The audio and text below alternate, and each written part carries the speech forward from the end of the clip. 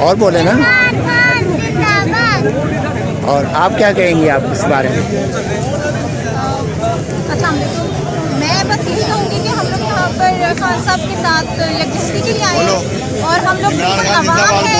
हमें हमेशा ये कहा गया कि हम कारकुन हैं, हम लोग आवाम उनके साथ नहीं है, ऐसा कहा जाता है। हम लोग यही कहते हैं, जो हमारे लीडरशिप है पीडीएम है, वो यही कहती है कि जी आवाम साथ नहीं है। मैं कहना चाहती हूँ कि हम आवाम हैं और हम खान साहब के साथ हैं, हम कारकुन नहीं है, हम एक आम आवाम है। हम अपने घर से खाना बना के, घर के काम करके यहाँ पर आते हैं क्योंकि हम एक आवाम है और हम उनके साथ हैं।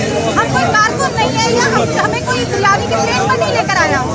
हम अपनी मर्जी से अपने पैसे लगाकर अपने छोटे छोटे बच्चों को साथ लेकर आते हैं, तो हम आवाम है। हम बिल्कुल इस तरह से नहीं है कि जो कहा जाता है कि जी आवाम उनके साथ नहीं है, बिल्कुल आवाम उनके साथ है। सारी आवाम अपने खान साहब के साथ